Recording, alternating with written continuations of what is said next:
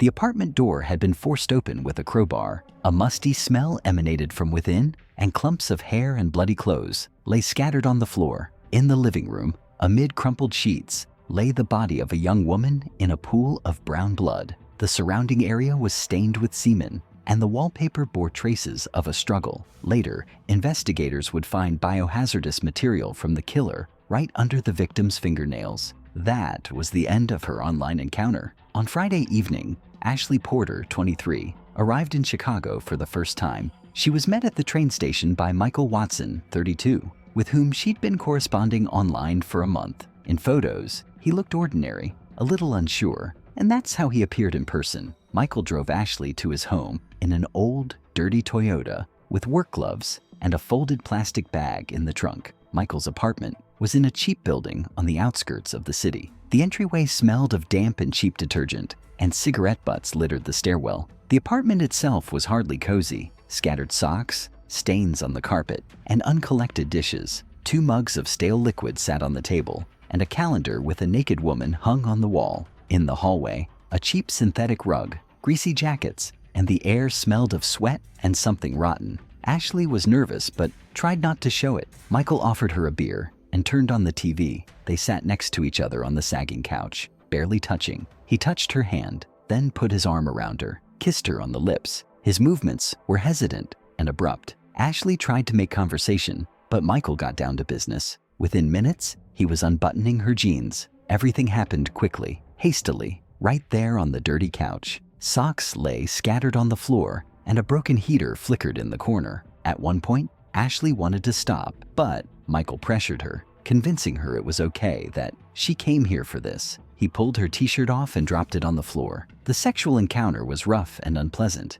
and Ashley felt used and humiliated. Afterward, she sat on the edge of the couch for a long time, shivering from the cold and staring at the dirty carpet, stained with dried blood or wine. Michael quickly dressed, went into the kitchen, and slammed the refrigerator. He didn't ask how she was feeling or try to show concern. On the contrary, his demeanor became cold and distant. Ashley was left alone in a strange, dirty house with a nagging sense of danger and inner chill. That night, she sent a short message to her friend. "I'm in Chicago. Everything is weird. I don't know why, but I'm scared." The second night was even more difficult. Michael's apartment wasn't any cleaner. On the contrary, more empty jars appeared on the counter, and food scraps had accumulated in the sink. Ashley felt exhausted in the morning, her head a dull roar from lack of sleep and an overabundance of anxiety. Michael woke up before her, spent a long time in the kitchen, then returned to the room wearing only sweatpants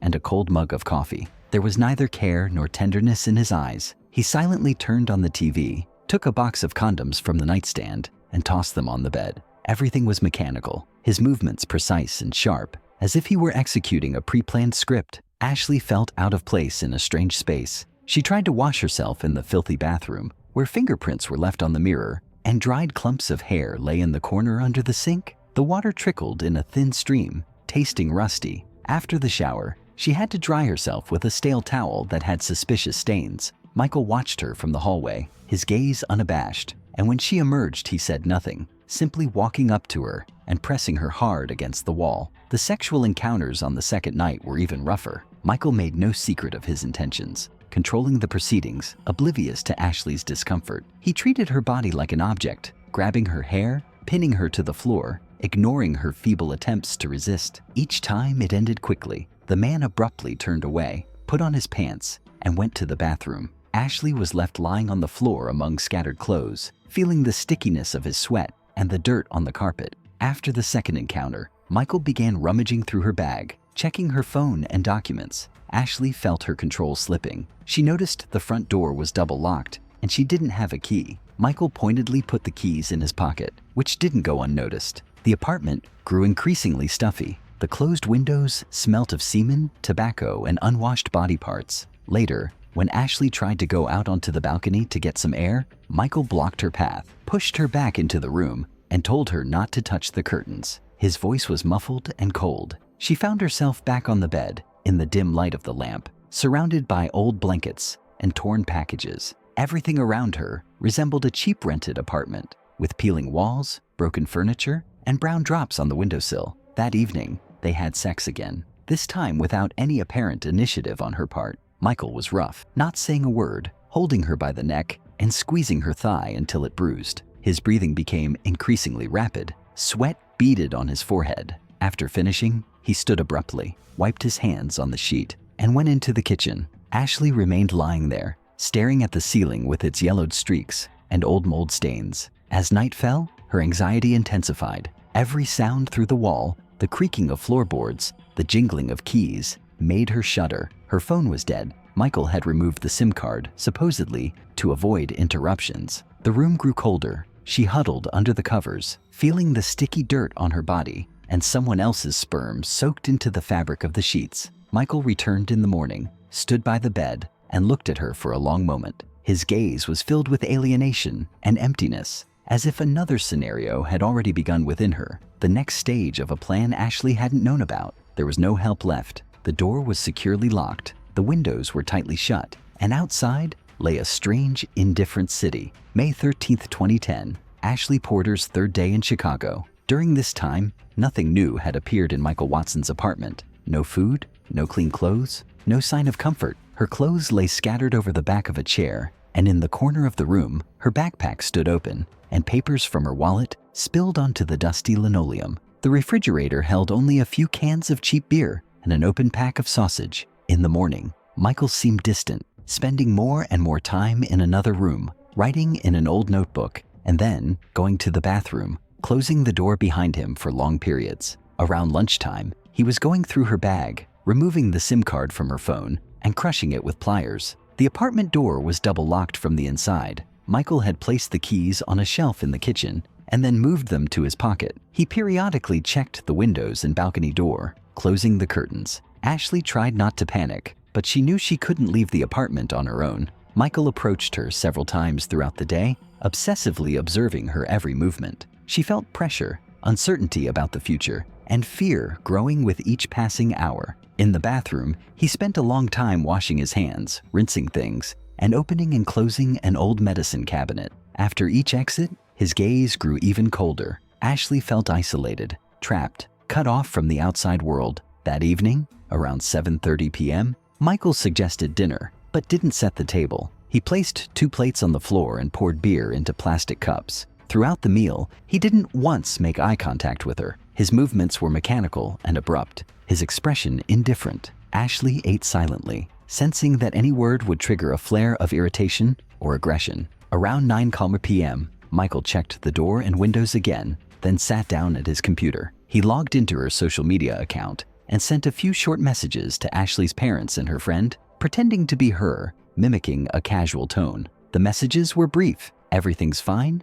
I'm busy. Don't worry." He then deleted some of the messages, cleared his browser history, and logged out. Around midnight on May 13th, he went into the bathroom and took bandages, tape, and disposable gloves from the first aid kit. Everything he did was precise, as if planned in advance. Then he returned to the room where Ashley was already trying to sleep and abruptly pulled the curtains. The room became completely dark. He turned on only the bedside lamp. Michael suddenly attacked Ashley. He pinned her arms behind her back and gagged her with an old sock. She tried to resist, kicking and clawing, but he was physically stronger. Using duct tape and bandages, Michael bound her wrists and ankles and pinned her to the floor. During the struggle, he punched her several times in the head and face. Bloodstains from her cut eyebrow appeared on the carpet. For the next hour, Michael was in complete control of the situation. He dragged Ashley's body around the room, stripped her clothes, and periodically stopped to catch his breath. Signs of a struggle, bruises, abrasions, and torn fabric were documented by forensic experts after the body was discovered. The forensic report noted multiple head injuries, 2 broken ribs, and multiple signs of strangulation. Around 1 a.m. on May 14th, according to investigators, Michael put on gloves, grabbed a plastic bag he found in the bathroom, and attempted to strangle Ashley. She tried to break free, grabbing his hands, but was bound and exhausted. After a few minutes, her resistance weakened. The autopsy report confirmed the cause of death as asphyxia. After the murder, Michael removed the sheet from the body and wrapped it in an old blanket. He spent the next 2 hours cleaning the apartment, washing away traces of blood, throwing bloody clothes and napkins into the trash can in the yard. Later in the morning, he tried flushing some of the clothes down the toilet. wiped the doorknobs, and turned off Ashley's phone, removing the battery. On the morning of May 14th, Michael left the apartment for several hours, leaving the body in the bedroom, and went to a nearby supermarket to buy cleaning supplies and a new pair of gloves. CCTV footage showed him entering the store at 7:13 a.m. and leaving at 7:26 a.m. with 2 bags of household cleaning products. Soon, the next stage began, covering the tracks and preparing for further cover-up of the crime. Ashley Porter was already dead. Her apartment on the outskirts of Chicago became the place where she spent her last day. On May 14, 2010, Ashley Porter's parents, who lived in Springfield, Illinois, missed her daily call. Her phone went unanswered, and her usual social media messages were replaced by short, uncharacteristic messages. By evening, her mother called the local police station to report her missing. Officers filed a report and immediately began checking her tickets and itineraries. It was determined that Ashley had traveled to Chicago on May 11th, having purchased a ticket online. Station security cameras confirmed her arrival and meeting with an unknown man. On May 15, 2010, Chicago police sent a request to the cell phone company. Logging revealed that Ashley's phone was turned off around 2:15 a.m. on May 14th and was located in the northern industrial area near Michael Watson's address. Watson's apartment was already under surveillance by that time, as this address appeared in the profile of the man Ashley had been communicating with. A comparison of digital traces, accounts, chats, IP addresses confirmed that Michael Watson was her only real contact in Chicago. On May 16th, an investigative team arrived at Watson's address. The front door was unlocked and calls went unanswered. Police decided to open the apartment in the presence of witnesses. At 1:27 p.m., the door was forced open. A distinctive musty odor was immediately detected. Blood was found on the hallway floor, and the body of a young woman, wrapped in a blanket, was found in the bedroom. An examination revealed signs of violent death, bruises, abrasions, signs of strangulation, multiple contusions, and broken ribs. Within an hour, forensic experts had documented the crime scene,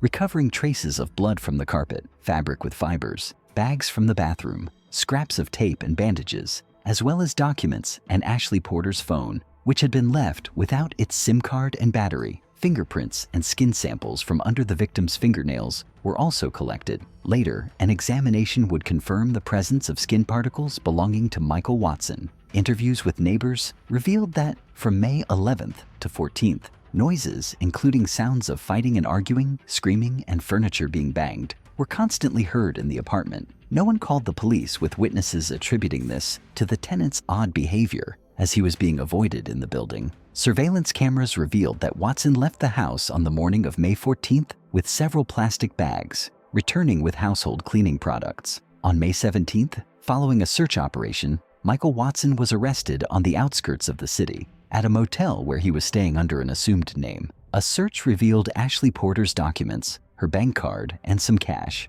The suspect himself was in a state of shock. His clothes showed signs of having been recently washed, and there were abrasions and scratches on his hands. From May 18th to 20, investigators questioned Michael Watson in the presence of his lawyer. During initial interrogations, he denied involvement in the girl's disappearance, but his testimony was inconsistent with digital and physical evidence. A DNA test confirmed a match on items in the apartment, and the autopsy results indicated signs of strangulation, beatings, and sexual assault, as documented in the forensic report. The investigation took just over a week. By May 24, 2010, all the circumstances were reconstructed: correspondence, travel itinerary, and the events of the night of the murder. By analyzing phone records and emails, police reconstructed the minute-by-minute chronology of Ashley's stay in Chicago and the sequence of Michael Watson's actions. On May 26th, the prosecutor's office charged Watson with murder with extreme cruelty and sexual assault.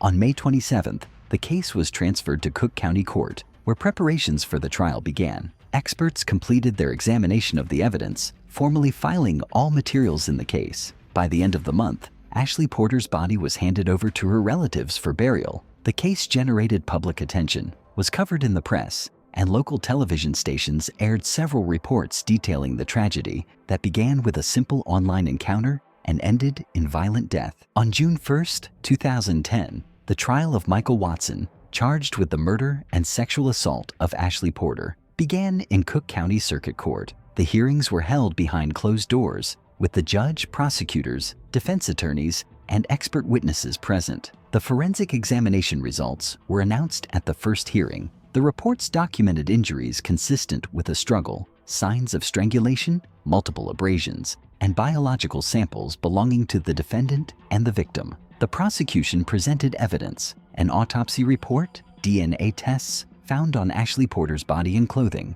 digital evidence, recovered correspondence and social media messages, CCTV footage, receipts from household chemical stores, and a bank statement confirming withdrawals from the victim's card on the day of the murder. Witness interview transcripts were read: neighbors, supermarket employees, and train station employees, which documented Ashley and Michael's arrival and meeting. Forensic experts and digital evidence experts testified at the hearings. According to their findings, all of Michael Watson's actions were planned. The sequential deletion of correspondence, the attempt to impersonate messages on behalf of the victim, the destruction of the SIM card, the cleaning of the apartment, the purchase of household chemicals, and the attempt to abscond under a false identity. The experts confirmed that key evidence, fingerprints, DNA, and traces on the body and in the apartment lead beyond doubt to the defendant's involvement. On June 9, 2010, Michael Watson was found sane following a psychiatric evaluation. His testimony showed no signs of disorder or emotional distress,